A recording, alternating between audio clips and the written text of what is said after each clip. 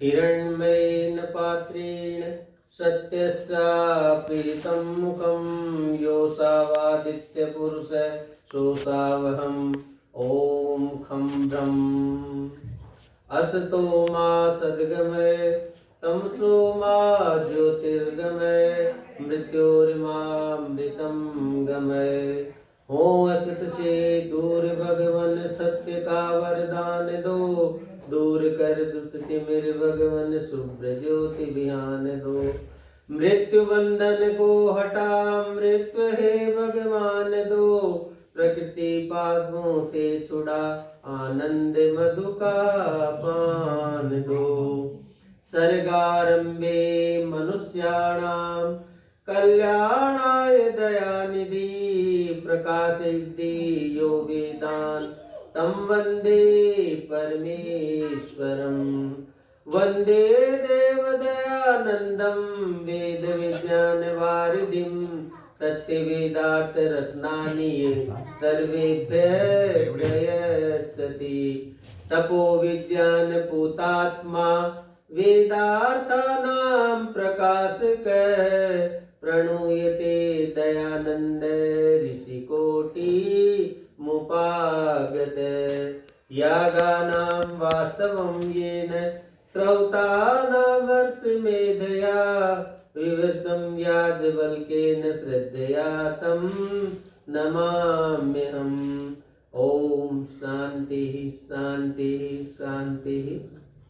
वंदनीय मातृशक्ति आर्य समाज मानसरोवर के यशस्वी प्रधान जी, मंत्री जी, सभी मान्य उपस्थित सभासद महोदय, नौजवान साथियों, प्यारे बच्चों, परमपिता परमात्मा की महती अनुकंपा है, हमारा समय सत्संग में व्यतीत हो रहा है। परमात्मा की कृपा के बिना सत्संग में समय व्यतीत हो नहीं सकता, अन्य जगह व्यतीत होगा, चाहे वो कुसंगति हो या दूसरी संगति हो, उसमें होगा। सत्संगति में तो समय उसी का व्यतीत होगा जिस पर परमात्मा की कृपा होगी। तो हमारा समय सत्संग में व्यतीत हो रहा है, सत्य के साथ हम जुड़े, ये इसका उद्देश्य है सत्संग का। आप सब बोले, एक बात मैं बुलाऊं दो। ओम ओम अमृतो पस्तर्णमसि स्वाहा। आप अपन सब बोलते हैं। कब बोलते हैं? यज्ञ करते हैं तब आचमन मंत्र में पहला मंत्र ये, ओम अमृतो पस्तर्णमसि स्वाहा। अब इस पे विचार करो। अपन करते हैं विचार। आप सब विज्ञ महानुभाव है, हमारी बहनें भी अभिदुषी है, ऐसी बात नहीं। विचार करते हैं। विचार करना हमारा प्रथम उद्देश्य है, क्योंकि मन की शक्ति हमारे पास में है, और विचार करने से चिंतन आगे बढ़ेगा, चित्त में संयोजित होगा, वो हमारे साथ रहेगा, और चिंतन आगे बढ़ने से बुद्धि विवेचना करेगी, और विवेचना करके विवेचना से जो बात सामने आएगी वो हमारे संस्कार बन जाएंगे, वो हमारे इस जन्म में भी साथ रहेंगे, अगले वाले जन्म में भी साथ रहेंगे। तो जैसे मैं उदाहरण से आपको समझाऊं, इसका अर्थ, ओम तो परमपिता परमात्मा का नाम है, जिसका अर्थ है सर्वरक्षक। सबकी सब प्रकार से रक्षा करने का सामर्थ्य यदि किसी में है तो वो परमपिता परमात्मा में है, इसलिए उसका नाम ओम है। अब आप देखो, मेरे से कोई पूछे कि आप कहाँ बैठे हो, तो मैं क्या कह कहूंगा? सोफे पे बैठा हूं। फिर आगे दूसरा प्रश्न कोई करेगा, सोफा कहाँ है? मेरा आधार तो सोफा हो गया बैठने का। सोफा का आधार क्या है? जमीन है ना, ये वाली फर्श है, अपने कमरे की हॉल की जो फर्श है, ये इसका आधार है। अपन सब जो बैठे हैं उन सब का आधार यही है। अब आगे चलो, इसका आधार क्या है? इस छत का आधार क्या है? पिलर है। अच्छा, पिलर का आधार जमीन का आधार बात आ रही है। अब कोई ये भी कह सकता है कि जमीन का आधार, जमीन को खोदेंगे तो जल निकलता है, जल निकलता है ना, तो ठीक है। तो भाई जमीन में जल निकलता है तो जल में डूबी क्यों नहीं जमीन? और फिर जल किसके आधार पे? परम पिता परमात्मा सबका आधार है। इसलिए हम कहते हैं अमृतो पस्तरणमसि स्वाहा। ये क्यों कहा हमने?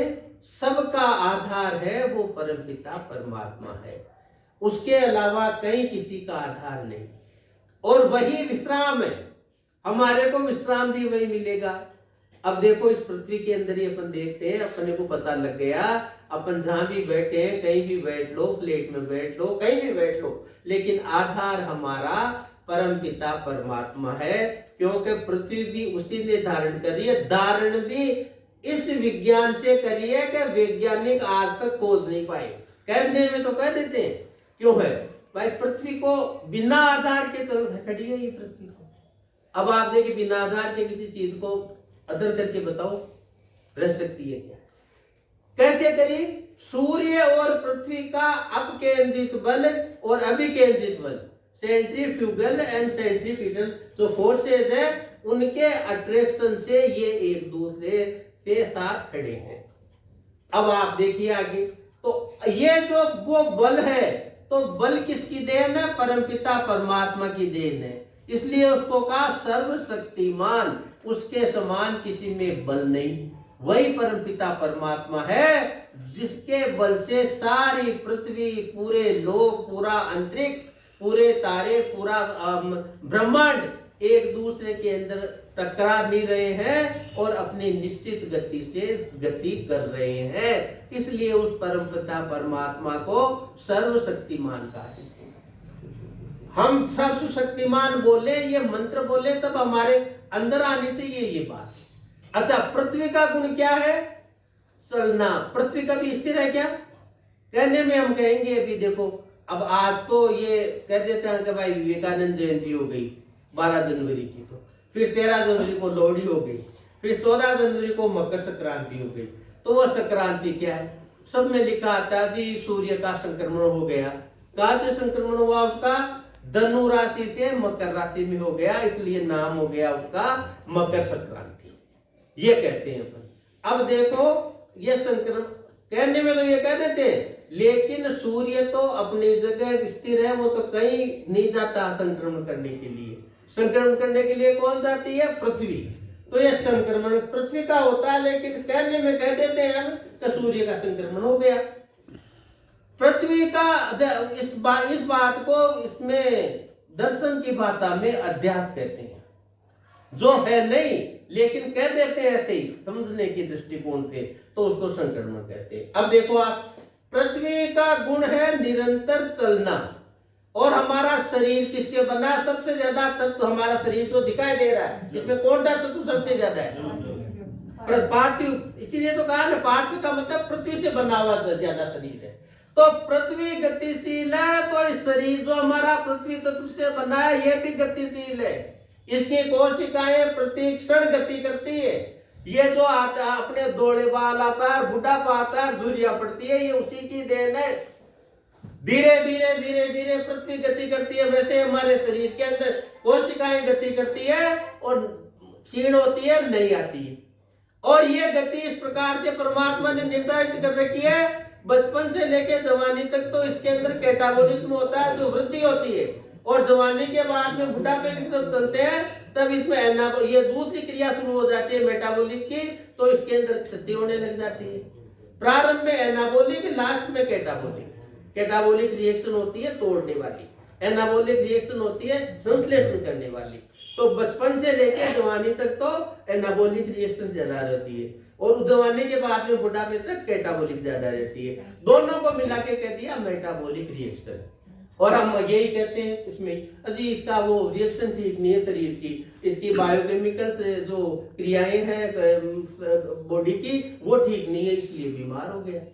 तो ये जो पार्थिव शरीर है निरंतर करने वाला, क्षति करने वाला, लेकिन इसमें एक चीज और बैठी है पार्थिव शरीर में, जो कभी नहीं बदलती। शरीर सारा बदल रहा है, लेकिन एक चीज ऐसी बैठी है शरीर में जो कभी नहीं बदलती। कौन सी है वो चीज? आत्मा है। वो आत्मा बचपन में भी थी, जवानी में भी है, बुढ़ापे में भी है। और अपन कहते कहते कि ये थी बचपन में, साक्षी है बचपन की। आज याद कर लो, 5 साल के जब थे, फर्स्ट क्लास में थे, कौन से सर पढ़ाते थे, कहाँ थे, कौन सा गांव था, कैसे थे, आज याद है, कौन कर रख रहा है याद, वो आत्मा याद है। और उस आत्मा को ये शक्ति किसने दी, शरीर से जुड़ने की और ये याददाश्त बनाने की, ये सामर्थ्य किसने दिया, परमपिता परमात्मा ने। वो आत्मा के अंदर भी है और बाहर भी है। उस सामर्थ्य के कारण ही हमारा ये आत्मा इस शरीर से काम लेता है, अन्यथा आत्मा तो अल्प शक्तिमान है, प्रलय की अवस्था में बिल्कुल बेहोशी की अवस्था में पड़ा रहता है। चलने का, देखने का, पांचों इंद्रियों का जो कार्य है वो सारा का सारा हम परमात्मा की कृपा से, उसकी व्यवस्था से करते हैं, अन्यथा कर नहीं सकते कुछ भी। तो इसमें क्या कहा, अमृतो पस्तर्णमसि स्वाहा। तो पहली चीज तो हमने क्या स्वीकार की, हमारे शरीर के अंदर जो ऐसी सत्ता कभी मरती नहीं, उसमें सबसे पहले तो नाम आता है परमपिता परमात्मा का। वो पहले भी था, आज भी है, आगे भी रहेगा। जैसे जीवात्मा पहले भी थी, अब भी है, आगे भी रहेगी, वैसे परमात्मा सृष्टि के पहले भी था, अब भी है, सृष्टि आने वाली सृष्टि होगी उसके बाद में भी रहेगा। 36,000 बार ये सृष्टियां बनती बिगड़ती है एक कल्प में। परमपिता परमात्मा वैसा का वैसा ही रहता है, इसलिए उसका नाम लिया अमृत। हम कहते हैं अमृत पान कर लो अमर हो जाओगे, तो अमृत पान तो कर ले, लेकिन अमर के पास बैठे तो सही। और अपना सामर्थ्य वाला ही अपने सामर्थ्य वाले को बैठाएगा, दूसरा नहीं बैठाएगा। एक मजिस्ट्रेट आ जाएगा, दूसरा मजिस्ट्रेट आ जाएगा, तो दूसरी देगा यहाँ बैठो, बराबर है वो। और वही कोई चपराई चला जाएगा, वो नहीं बैठेगा, वो वहां खड़ा रहेगा। तो सामर्थ्य किसका है, अमर का था। अमृत का सामर्थ्य आत्मा में है, लेकिन अल्प है, परमात्मा जितना नहीं है। परमात्मा की व्यवस्था से ये अमर आत्मा इस शरीर में आता है, शरीर को छोड़ के फिर परमात्मा की व्यवस्था में दूसरी जगह जाता है। यह सृष्टि का क्रम लगातार अनंत है, चलता रहता है, कभी खत्म हुआ नहीं, न कभी खत्म होगा। और अपनी समझ के बाहर है, अपने में इतनी सामर्थ्य नहीं बुद्धि में अपने इसको कर सके। तो हम क्या करें, हमारे को जितना समय मिला है उस समय का सदुपयोग करें। अमर जीवात्मा हम है, परमात्मा के पास बैठने का थोड़ा बहुत हमारा सामर्थ्य है, उसके पास बैठ के अमर होने की कोशिश करें। तो ये मनुष्य शरीर में तो हम 100 साल तक रह सकते हैं। 116 आज भाई अभी इसमें आती है अखबार में, यूट्यूब के माध्यम से देखते हैं तो सबसे बुजुर्ग महिला 116 साल की बताते हैं। तो उसके बाद में जाना तो पड़ेगा ही ऐसे। तो उसके जब छोड़ना है इसको और जाना है इसको, तो इस शरीर में रहते ये पता लग गया ऋषियों के माध्यम से, परमपिता परमात्मा की वाणी के, कि ये हमारा शरीर छूटेगा, आत्मा नहीं मरेगी, आत्मा पुनः कर्म व्यवस्था, कर्म फल व्यवस्था के अनुसार दूसरा जन्म ईश्वर की व्यवस्था में ले लेगी। तो अब अपन ऐसी कोशिश करें कि इसके अंदर तो शरीर में आते हैं, इसमें सुख तो है कम और दुख है ज्यादा। बचपन में है तो पढ़ाई लिखाई का तो क्लास में जाओ और फलाना करो, और वो ट्यूशन टीचर आ गई, वो होमवर्क नहीं किया, ये जीव को दुख। बड़े हो गए तो ये दुख का जॉब कौन सा मिलेगा, कहाँ मिलेगा, कैसा मिलेगा, नहीं मिलेगा, वो परेशानी। प्रौढ़ अवस्था में आ गए तो सेटल नहीं हुई अभी तक, पता नहीं शादी में कैसा जीवन साथी मिलेगा, लाइफ पार्टनर पता नहीं क्या होगा। और मिल भी जाए तो वो अलग नौकरी में, ये अलग नौकरी में, ये दिक्कत रहती है कि हम क्या करें। वो माँ बाप उधर रह गए, ये अपन रह गए, मतलब पैसा आ रहा है, उपभोग कर रहे हैं, सारी प्रकृति का हम उपभोग कर रहे हैं, सुविधाएं ले रहे हैं, लेकिन दुख तो नहीं सूझ रहा है। और प्रौढ़ावस्था आ जाएगी फिर ये शरीर जवाब देने लग जाता है। आगे कहती है कि मैं तो नहीं देखूं बिना चश्मे के। कोई कहते हैं कि शरीर अपना तो देख लो बिना चश्मे के, शरीर अपना है तो। घुटने कहते हैं कि दर्द करेंगी, दवाइयां खा लो, एक्सरसाइज कर लो, फिजियोथेरेपिस्ट बना के करता है, लेकिन दर्द तो छूटता नहीं, टेम्परेरी छूट जाता है, परमानेंट नहीं छूटता नहीं। आगे से आगे जाएगा, आगे से आगे जाएगा। तो ये दुख इसमें ये कहा है, को अपि कुत्रो अपि सुखु ही, कपिल ऋषि ने सांख्य दर्शन में कह दिया, इस संसार में कोई भी प्राणी ऐसा नहीं है जो सदा सुखी हो सके। तो तब क्या करें भाई, ये तो डर की बात हो गई, कोशिश करें कि सुखी कैसे रह सके। तो ऋषियों ने कहा ऐसा करो, मोक्ष की अवधि बहुत लंबी है। 30 नील 10 खरब 40 अरब वर्ष। हाँ सॉरी 31 नील 10 खरब और 40 अरब वर्ष है। तो 31 नील 10 खरब 40 अरब, ये जो इसकी अवधि है, इस अवधि में 36,000 बार ये सृष्टि का लय होता है और पुनः उत्पत्ति होती है।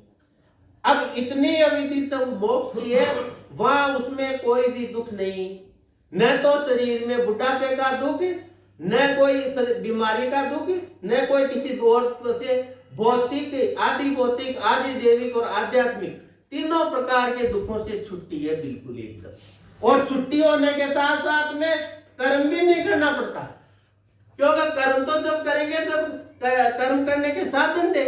यहाँ तो परमात्मा ने कर दिए हैं तो कर कर्म, वहां तो हाथ तो रहेंगे नहीं अपने, तो साधन भी नहीं है तो कर्म करना भी नहीं है, वहां तो केवल भोग करना है।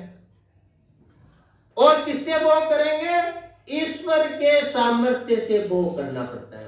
ईश्वर देता है जीवात्मा को सामर्थ्य, जो चाहे जिस चीज का चाहे वो अनुभव कर सकता है, जैसा चाहे ज्ञान ले सकता है, जहां चाहे फ्री है, कहीं भी घूमो वो पूरी सृष्टि में, आकाश में, पाताल में, कहीं भी जाओ, निराकार आत्मा तो ज्ञान प्रदान है, सब जगह का ज्ञान दो।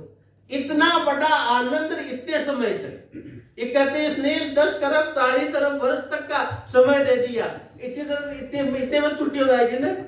सर्विस किसी की लग गई गवर्नमेंट जो, तो वो कहता है कि अब तो मेरे को आनंद है, अब कम से कम 60 वर्ष तक तो मेरा समय निकल जाएगा, और 60 वर्ष के बाद भी मरूंगा ना तो वो दीमूंगा आगे, और समय ये रिटायर हो जाऊंगा तो पेंशन निकालूंगा, वो बड़ा अच्छा लगता है उसको। तो ये इतना समय कम है, इसके लिए ऋषियों ने कहा इस मार्ग का अनुसरण करो ताकि दुखों से छूट जाओगे। इसके अलावा कोई भी मार्ग नहीं है। तमेव विद्याति मृत्यु मेति नान्य पंथा विद्यते ये नाय, ये यजुर्वेद में कहा। इस मार्ग के अलावा दुख से छूटने का इस संसार में कोई भी मार्ग नहीं, इसलिए इस बात की तरफ हम गति करें। तो ये क्या कह रहा मंत्र हमारा? ओम अमृतो पष्टन्मसि स्वाहा, हे परम पिता परमात्मा आप अमर हो, और आपकी स्तुति करने वाले को, प्रार्थना करने वाले को, उपासना करने वाले को अमृतत्व की ओर आप ले जाते हैं। तो मेरी भी गति आप अमृतत्व की तरफ निश्चित रूप से करेंगे। मैं आपसे प्रार्थना करता हूँ, ये वचन मैं सत्य निष्ठा के साथ कहता हूँ। इस पुस्तक में मैंने लिखा कि सत्य निष्ठा के साथ, सत्य निष्ठा के साथ कहता हूँ, और हृदय में आपको धारित करता हूँ। कहता ही नहीं हूं, हृदय में धारित भी करता हूं आपको। और हे परमात्मा मेरी गति आप इस प्रकार से करो, मेरा विश्राम स्थली तो आप हो। अब ये कुंभ में जाते हैं तो विश्राम स्थलियां देखते हैं ना, किसको कहां विश्राम मिलेगा करने के लिए। हमारी जीवात्माओं को जो है ना विश्राम स्थान, वो परमपिता परमात्मा है, उसकी तरफ ले, उसका आधार ले, वो विश्राम स्थली है। इसका अर्थ होता है आधार। ये परमपिता परमात्मा, मैं आपको किस प्रकार से ग्रहण करता हूं? आप सबके आधार हैं, मेरे भी आधार है, मुझे को भी अपना आधारित्व प्रदान करो। जैसे गुरुत्वाकर्षण शक्ति प्रति आकर्षित करती है सबको, और हम चल फिर सकते हैं, नहीं तो उड़े कागजों की तरफ गुरुत्वाकर्षण शक्ति नहीं हो तो ये शक्ति जैसे आकर्षण करती है, वैसे परमपिता परमात्मा ये शक्ति भी आपकी बनाई हुई है। मैं तो इस शक्ति के अंदर जो आप बैठे हो वहां तक गति करना चाहता हूं, तब मोक्ष की गति होगी। ऐसी प्रार्थना करने का, इतनी बड़ी प्रार्थना इस मंत्र में की गई है। और हम केवल जल लेके पी लेते, हो गया हम वो स्वाहा। तो स्वाहा का अर्थ सुष्टु क्रिया, अच्छी क्रिया, सत्य क्रिया। और ऊपर से बोलना नहीं, जैसे ये अपने त्रिपाठी साहब भी उसमें बोल रहे थे ना, मन वचन और कर्म तीनों से एकता रखी दयानंद जी महाराज ने। ऐसी एकता इस मंत्र में रखे परम पिता परमात्मा के साथ सानिध्य बनाने की।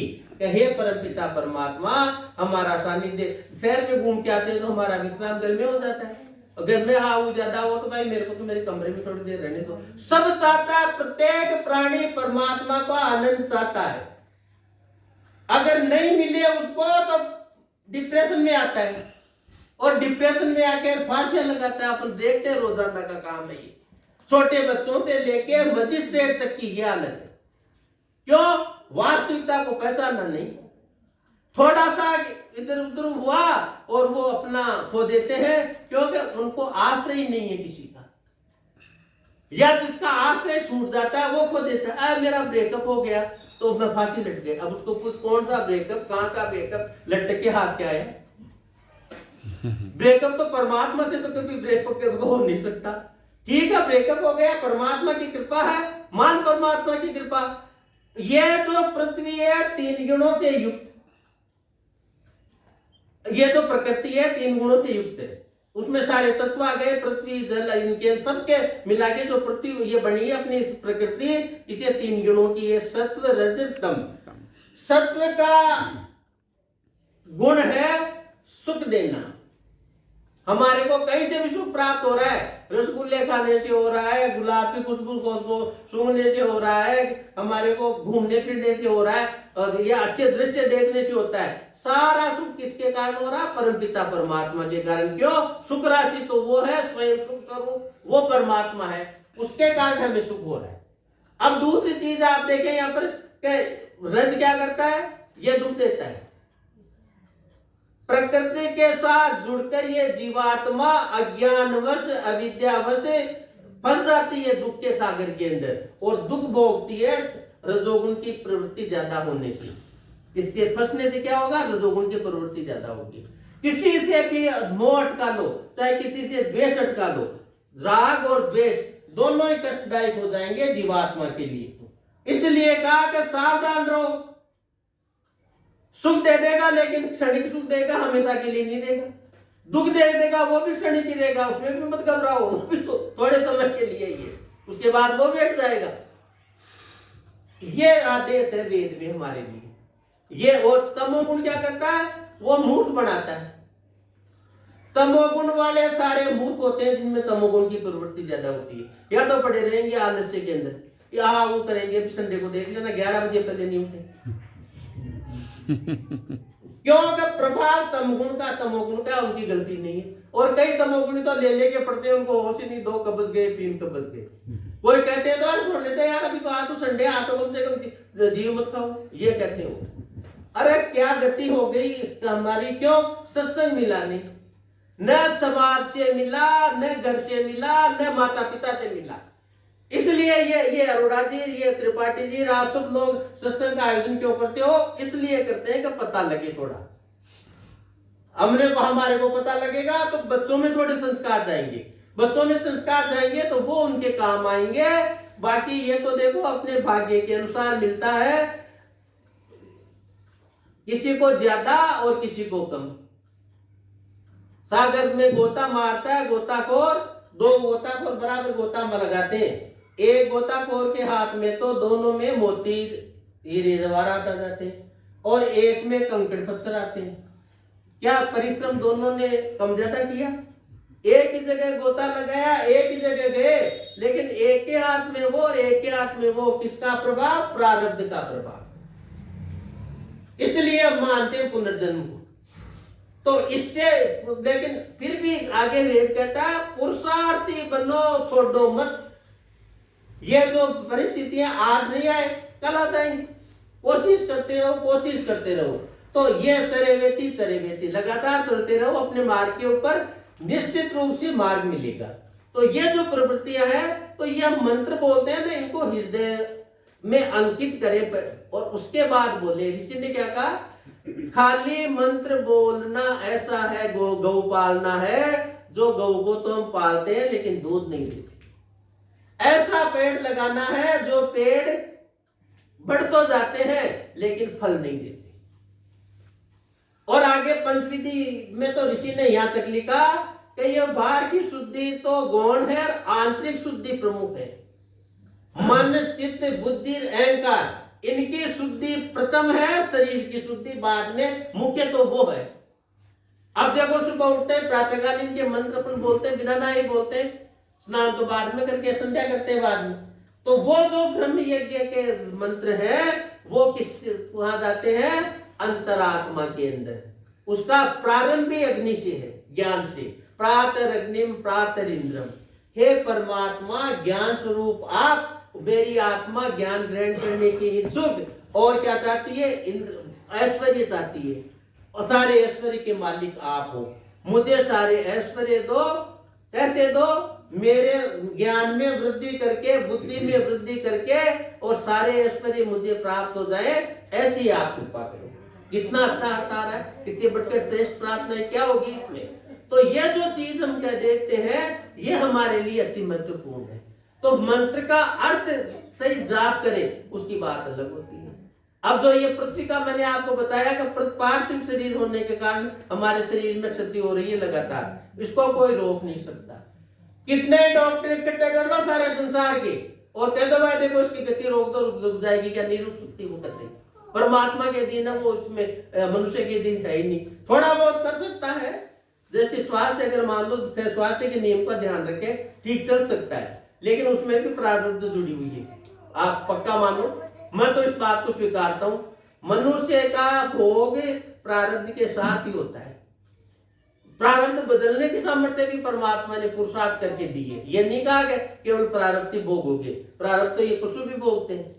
ये थोड़ी वेद ज्ञान प्राप्त करके आगे अपनी योनि को सुधार ले, नहीं, मनुष्य में है ये सामर्थ्य, इसलिए मनुष्य की योनि सर्वश्रेष्ठ योनि कही गई है। कितना प्रतिशत है सर ये? कितने बदलने का, प्रारब्ध प्रारब्ध, हाँ, ये सब वो उसके कर्म फल के अनुसार है। उसका कर्म किस श्रेणी का है, उस श्रेणी के अनुसार प्रारब्ध होती है। बिल्कुल सही प्रश्न पूछा आपने, ये मेरे भी ध्यान में था और मेरे को भी स्वाध्याय से प्राप्त हुआ है। ये है ना, जितना अपना कर्म फल का जो कर्माशय है ना, उसके आधार पे अपने को प्राप्त। हाँ, तो ये जो ये स्थिति होती है, तो इस स्थिति को अगर अपन देखते के काम करते हैं, बड़ा आनंद आता है, अनुभव होता है हमारे को आनंद का। तो अब जो ये इस प्रकार की गति हो रही है, तो इसको किस प्रकार से समाहित करें हम, इसको इस प्रकार से समाहित करें, बदलने वाले के साथ बदलने जैसा व्यवहार रखें और न बदलने वाले के साथ न बदलने वाला जैसा व्यवहार रखें। बदलने वाले के साथ कैसा व्यवहार करें, ये शरीर है बदल रहा है, तो बदलने के साथ ये क्षीणता आ रही है, क्षीणता आ रही है, तो अपन इसको सहयोग के लिए ये देते हैं ना, एड, सहयोगी एड देते हैं ना, चश्मा, ये दूसरा जो अपन करते हैं, ये सारी एड ही है, ताकि हमारा इसके व्यवहार के साथ बना रहे। नदी का प्रभाव आ रहा है, उस प्रभाव के साथ साथ ही जो चलता है उसको तो दिक्कत आती नहीं, और प्रभाव रोककर विपरीत दिशा की तरफ कोशिश करता है, उसको कठिन परेशानियों में गिरना पड़ता है। तो इसमें नहीं गिरे, क्यों? शिक्षा है ऋषियों की, बदलने वाले के साथ बदलने वाला जैसा व्यवहार और न बदलने वाले के साथ नहीं बदलने वाला जैसा व्यवहार। शरीर के साथ बदलने वाला व्यवहार है, शरीर के जितने भी संबंध है वो बदलने वाले, उनके साथ यदि नहीं बदलने वाला व्यवहार रख लिया तो भी दुख आता है। बेटा है, छोटा है, बहुत अच्छा लगता है, बड़ा हुआ अच्छा लगता है, अब धीरे धीरे बड़ा हो गया, शादी हो गई, बिल्कुल व्यवहार बदलेगा उसका, और हम चाहते हैं कि हमारा व्यवहार तो वैसा का वैसा रहे, नहीं रह सकता। ऋषियों ने पहले कह दिया, बदलने वाले के साथ बदलने वाला व्यवहार करो। ऋषि ने क्या मर्यादा बनाई, वानप्रस्थ आश्रम में जब बच्चा बराबर का हो जाए तो उसको परिवार की जिम्मेदारी छोड़कर खुद अध्ययन चिंतन के लिए मुनि बनो। वानप्रस्थ का अर्थ है मुनि बनो। मुनि का अर्थ क्या, मनन करने वाले बनो, वेदों के मंत्रों का मनन करके हृदय में उतारो, आगे लोगों को बताओ, पढ़ो और पढ़ाओ। इसलिए ऋषि ने कहा वेद का पढ़ना पढ़ाना सुनना सुनाना परम धर्म है। तो इस प्रकार से अगर हम चलते हैं तो हमें दुख नहीं होता। बहू आ गई, जवाई आ गए, सब आ गए, लेकिन व्यवहार सबका ऐसा नहीं रहेगा। कभी कभी सत्वगुण ज्यादा रहेगा तो बहुत लाड डालेंगे, इतनी करेंगे, ये वो सारा आप ही हो सब कुछ, और जैसे रजोगुण की वृत्ति आई तुरंत झगड़ने के लिए तैयार हो जाए, और तमोगुण की वृत्ति आ गई तो ध्यान ही हो गए होंगे, तो क्या है, ये हमारे का पालन पोषण किया तो क्या हम भी कर देंगे हमारों का, और नहीं करते क्या पशु पक्षी करते हैं अपने बच्चों का पालन, याद आएगी वृत्तियां फिर बाद में प्रभाव से। तो इन वृत्तियों से बचे और इन वृत्तियों से बचकर सात्विक वृत्ति बढ़ाए। सात्विक वृत्ति सहायता करती है ध्यान में, सात्विक वृत्ति आगे सहायता करती है समाधि में। हम जो उपभोग करते हैं सुसुप्ति अवस्था के अंदर आनंद का अनुभव करते हैं ना, वो किसके कारण करते हैं, उस टाइम हमारी सात्विक वृत्ति बढ़ी हुई रहती है, इसलिए वो आनंद का अनुभव करते हैं। तो ये वृत्ति हमारी चली रहे। अब देखो मेरा समय सीमा समाप्त हो गई, मैं उल्लंघन करता नहीं समय सीमा का, परमपिता परमात्मा से प्रार्थना करता हूँ, हे परमपिता परमात्मा, आप हमें अब ये ओम अमृतो प्रसन्नमसि स्वाहा आपको हृदय में अंकित करते हैं। आप अमर है, हमारे को भी परमात्मा दुखों से छुड़ाकर आपके अमृतत्व की ओर ले जाए। मृत्यु और माँ अमृतम गम्य, यही तो प्रार्थना की ना अपन ने, उसकी तरफ ले जाओ, यही मंत्र कह रहा है। और हमारे को आपका आश्रय मिले, आपके आश्रय मिले, केवल आपका ही आधार रहे हमारे लिए, हम यही चाहते हैं। संस्कृतेन गमे मही मातृतेन विराजति, इसी प्रार्थना के साथ ओम शम।